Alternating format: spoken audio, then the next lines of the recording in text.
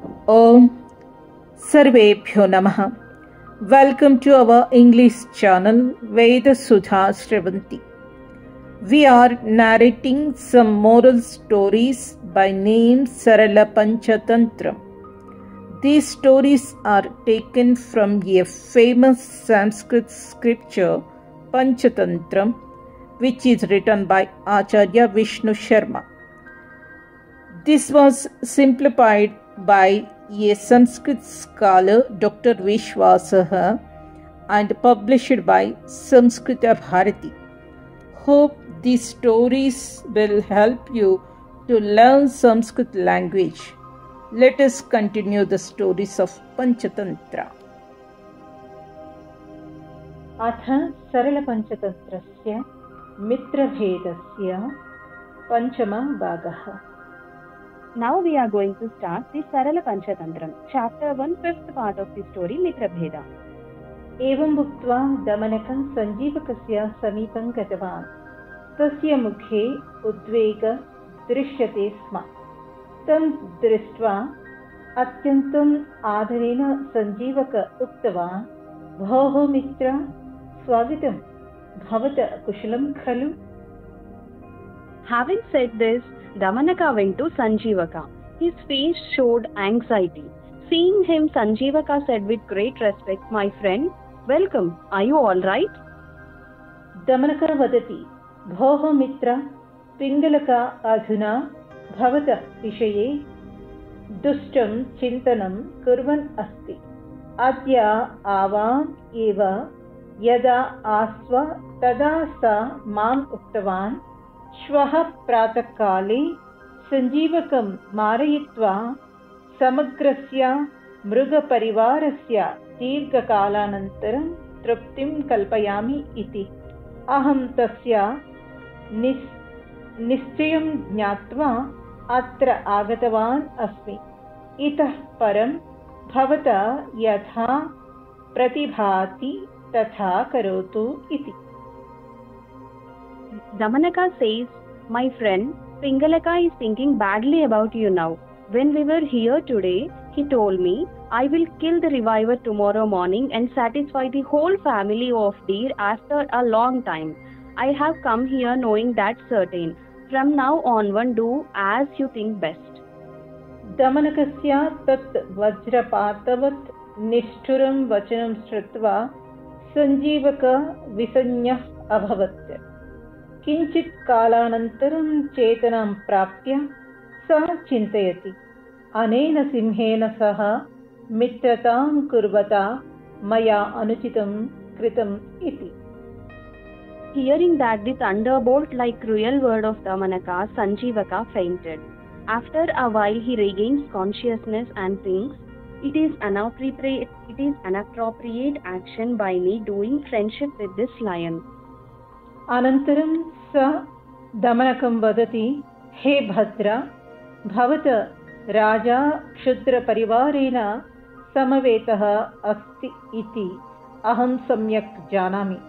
निश्चयेन मम विषये केनचित् दुर्जनेन अस्य मनसि कोपः उत्पादितः अस्ति. अतः स एवं वदति. एवं स्थिते मया किं करणीयम् इति मित्रभावात् भवन्तं पृच्छामि इति. Then he says to Damanaka, "O gentleman, I know very well that your king is surrounded by a cunning group. Surely some bad person has produced anger in his mind about me. That's why he says this. Out of friendship, I ask you what I should do in this situation."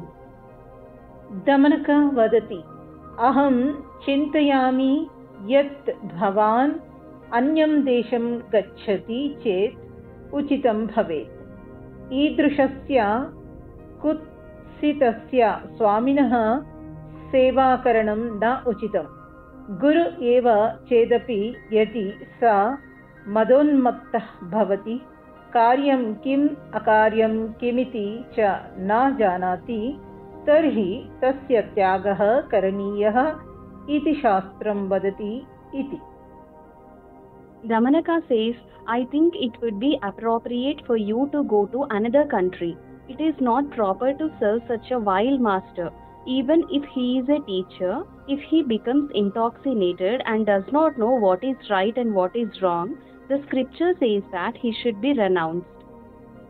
सञ्जीवका वदति यदा स्वामी अस्माकं विषये कुपितः अस्ति तदा अन्यत्र गमनमपि न शक्यते यतः चतुरस्य बाहु दीर्घौ भवतः ताभ्यां स सुदूरे वर्तमानामपि गृहीत्वा दण्डयितुं शक्नोति अतः मम इदानीं युद्धं विहाय अन्यत् किमपि श्रेयस्करं नास्ति उक्तमस्ति यत् शूराः युद्धे म्रियन्ते चेत् स्वर्गं प्राप्नुवन्ति जीवन्ति चेत् उत्तमां कीर्तिं प्राप्नुवन्ति इति.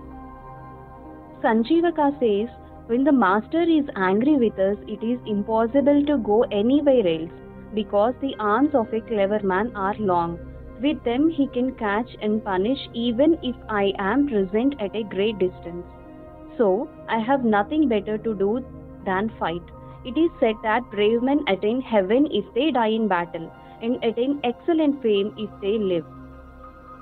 तत् श्रुत्वा दमनकः वदति भोः मित्र भवता उक्तं समीचीनमेव किन्तु स्वामिनः सेवकस्य च मध्ये किं युद्धम् अन्यश्च यः शत्रोः पराक्रमम् अन्यञ्च यः शत्रोः पराक्रमम् अज्ञात्वा वैरं करोति स पराभवं प्राप्नोति इति. Hearing that, Damanaka says, my friend, you are right about what you said, but what is the battle between master and servant? Furthermore, he who makes enmity without knowing the might of the enemy is defeated. सञ्जीवका वदति सत्यं तथापि मया युद्धं करणीयमेव भोः मित्र स सिंहः मम विषये दुष्टबुद्धिः अस्ति इति मया कथं ज्ञातव्यम्? Sanjivaka says, true, but I must fight anyway. Oh friend, how am I supposed to know that lion has a bad idea about me? दमनका वदति भद्रा अत्र ज्ञातव्यं किमस्ति तथापि एकं प्रमाणं वदामि यदि स रक्तनेत्रः सन् भ्रुकुटिं वलित्रयसहितां कृत्वा ओष्ठ प्रान्तभागं जिह्वया लेलिहन् भवति तर्हि स भवत विषये दुष्टबुद्धिः अस्ति इत्यर्थः अन्यथा प्रसन्नः अस्ति इति भवतु अधुना मह्यं स्वगृहं गन्तुम् अनुमतिं ददातु. एवम् उक्त्वा दमनकः करकटस्य समीपम् अगच्छत्. Damanaka says, my goodness, what is there to know here? However, I'll give you one proof. If he has red eyes and is licking the edge of his lips with his tongue and his forehead with 3 wrinkles, it means that he has a bad idea about you and is happy to see you otherwise. Please allow me to go to home now. Having said this, Damanaka went to Karataka. तं दृष्ट्वा करकटकः उक्तवान् भद्रा भवता किं कृतम् इति. दमनका वदति मया भेदनीतेः बीजारोपणं कृतमस्ति तस्य फलं तु दैवायत्तम् इति. Karataka asked Damanaka, what have you done? So far I have planted the seeds of discrimination, says Damanaka. The fruit of that depends on fate. करकटकः वदति भवता कीदृशं नीतिबीजारोपणं कृतम् इति. दमनकः उक्तवान् मया परस्परं मिथ्या कथनेन तयोः मध्ये तथा भेदः कल्पितः अस्ति यत् पुनः कदापि भवान् एकस्मिन् स्थाने स्थित्वा सम्भाषणमानौ तौ द्रष्टुं न शक्नोति इति. Karataka says, what kind of policy seeds have you planted?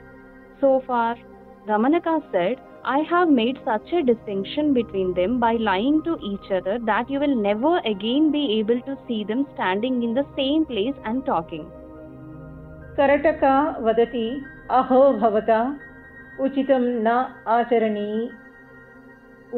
न आचरितं परस्परं स्नेह क्लिन्न मानसौ सुखम् अनुभवन्तौ तौ कोपसमुद्रे क्षिप्तौ भवान् तयोः मध्ये भेदम् उत्पाद्य सन्तुष्टः अस्ति एतत् अनुचितम् इति. Karataka said, alas, what have you done is not proper. You spoiled the friendship between two enjoying friends and dipped them in a sea of anger. You are content to produce a difference between them. This is inappropriate. इति सरलपञ्चतन्त्रस्य मित्रभेदस्य पञ्चमभागः. This concludes the Sarala Panchatantram, Chapter 1, 5th part of the story Mitrabheda. Om Swasti.